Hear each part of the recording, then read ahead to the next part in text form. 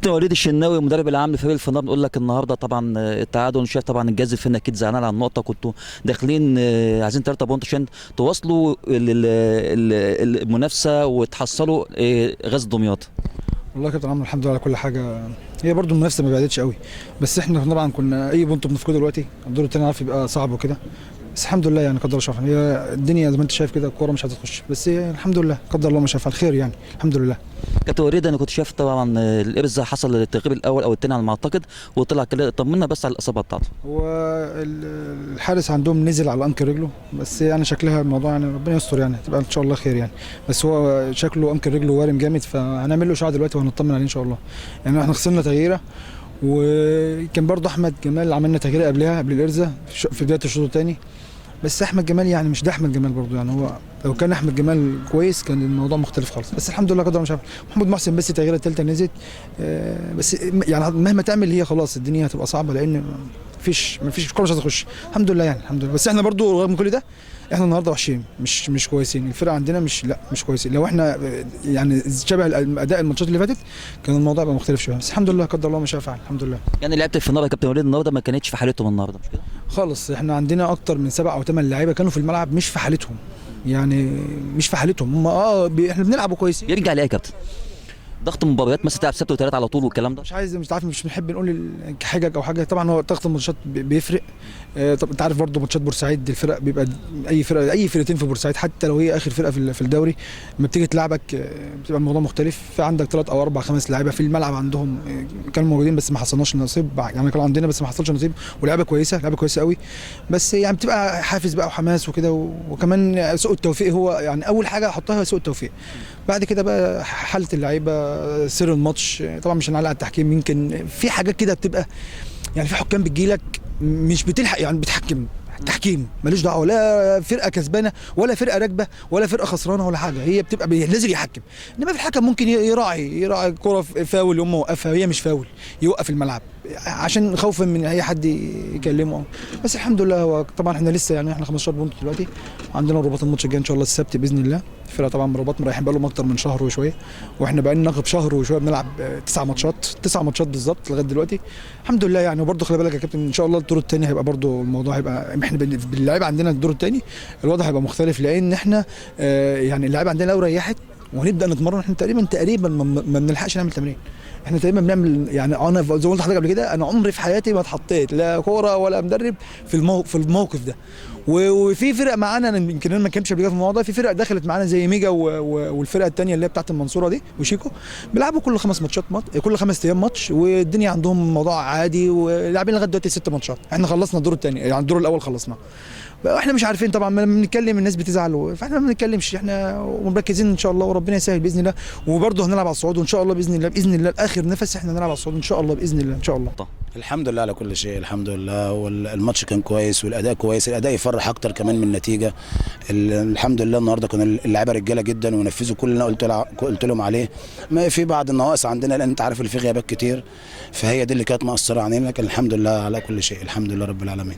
كابتن جابر النهارده اول ماتش للجهاز الفني بقيادتك، طبعا معاك جهاز فني محترم، معاك الكابتن هشام ابو العلا، معاك جهاز فني جهاز اداري بقياده طبعا الكابتن السيد الجراحي. على ما اعتقد النهارده النقطه اكيد بتمثل لكم بطعم الفوز مش كده ولا؟ والله والحمد لله على كل شيء، هي بتعمل فوز وكل حاجه، بس انا كان طموحي اكبر من كده، واحنا كلنا تعبنا الفتره اللي فاتت، يمكن كان الدوري موقف بالنسبه لنا احنا 20 يوم تعبنا فيهم جدا، اجتهدنا فيهم جدا. هو بس هو المشكله اللي كان عندي تاثير في اللعيبه، لان في لعيبه راحت من عندي لعبت ماتشات مراكز وكلام من ده، فاضطريت ان انا اوقفها 8 لعيبه او 9 لعيبه. لكن هو الحمد لله بالاجمالي يعني الحمد لله رب العالمين الماتش كان كويس جدا بالنسبه لي. لا بالعكس، ان معظم اللعيبه اللي كانت بتلعب معانا النهارده لعيبه كبيره لعبت دوري ممتاز، اذا كان مثلا رامي جمال او اذا كان الارزا، الناس دي كلها لعبت ممتاز وممتاز به، لكن ما عندهمش الكلام ده. ما كانش في حد صغير، يمكن الا عمر بس هو مواليد 99، لكن الباقي كله لعيبه كبيره. فالكلام ده ما كانش في دماغهم خالص، بالعكس هم كانوا نازلين لهم هدف اللي هم يكسبوا. يمكن انت شفت الكره الاخيره بتاعت يسري كانت ممكن تغير الماتش خالص وناخد ال3 بونت، بس نقول الحمد لله على كل شيء. والله احنا نقطه مع فرقه زي الفنار مكسب النهارده، لان هي فرقه بصراحه ترتيبها كويس، دعمهم لعيبه كويسه، واحنا الحمد لله اشتغلنا على الفتره اللي فاتت رغم النهارده عندنا حوالي 8-9 لعيبه احنا واقفينهم بسبب دوري المراكز، ان احنا الفتره دي كنا محتاجين قدراتهم برضك وامكانياتهم معانا، بس الظروف ان اللعيبه اللي موجوده ادت بروح، وانا بشكرهم طبعا في بدايه الكلام ان اللعيبه دي ادت النهارده بروح عاليه جدا جدا دفاعا عن اسم نادي الجمارك، وان احنا ما يكونش ترتيبنا في الترتيب دوت.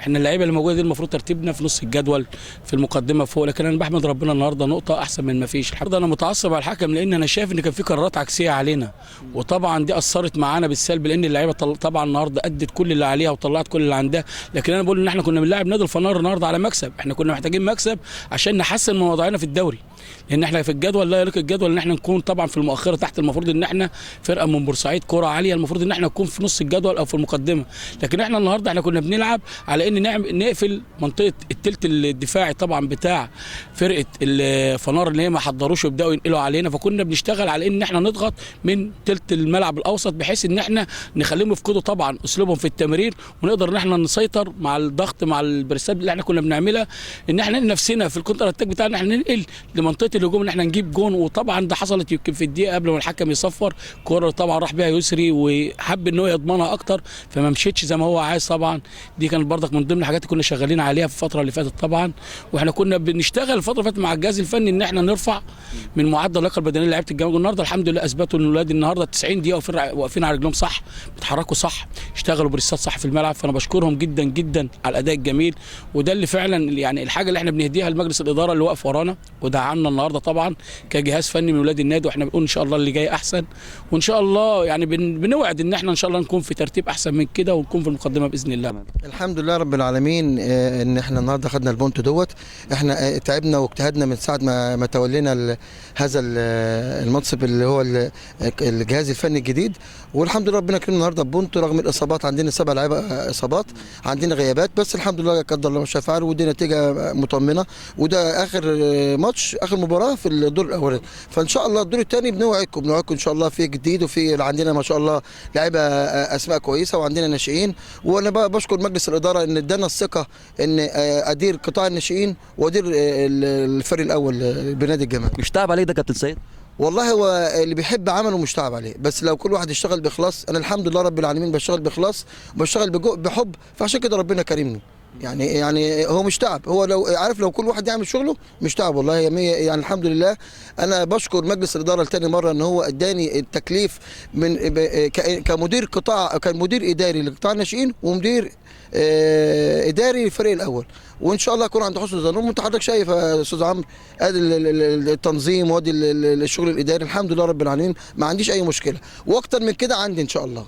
كابتن سيد بصفتك بقى مدير اداري للفريق الاول، كلمنا شويه عن الصفقات اللي هي ابرمت في الانتقالات الشتويه اللي تعتبر خلصت النهارده خلاص يعني. والله احنا كان عندنا 6 لعيبه، عندنا محمود حسيني وعندنا رامي جمال وعندنا محمد الطرابيلي وعندنا ياقوت، ما شاء الله ال4 دول لسه مأيدينهم من يعني في القيد اللي هو الشتوي ده، والحمد لله تم اخر واحد كان مين؟ كان اخر واحد محمود حسيني، كان جاي من نادي الغزل، النهارده من افضل اللعيبه الموجوده في الملعب، من افضل اللعيبه الموجوده في الملعب، ودوت مواليد 92 يعني لسه صغير مش كبير، ده اخر صفقه جت، اخر واحد قيد في اللعيبه.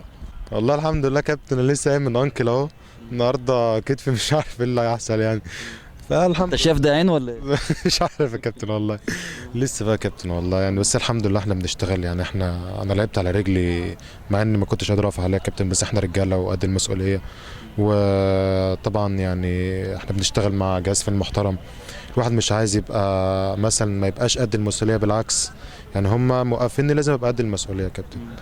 بس خالد اكيد طبعا الكابتن ايمن كان بيوجهك من بره، كان بيقول لك ايه؟ لا يعني هو الكابتن ايمن على طول ما بيسكتش يعني لا بص يا كابتن، احنا يعني في سنس كده بينه وبين الكابتن ايمن، يعني هو مثلا في الاوفرات مثلا مثلا ممكن يندهلي عشان مثلا لو انا سرحان ولا حاجه، بس فاحنا في كده سنس بيننا وبين بعض. عامة احنا اصلا يعني احنا شغالين بقالنا فترة كبيرة ولاعبين مثلا ده الماتش ال11 اهو، فيعني خلاص سكت الماتشات يعني مش بعيدة، فلو كل واحد يعني كل ما بيلعب ماتش كل ما بيكتسب خبرات اكتر، كل ما الثقه بتزيد عنده. فالحمد لله انا كابتن يعني. خالد نقول لك سلامتك الف سلامه وبالتوفيق في اللي جاي ان شاء الله. حبيبي يا كابتن، شكرا.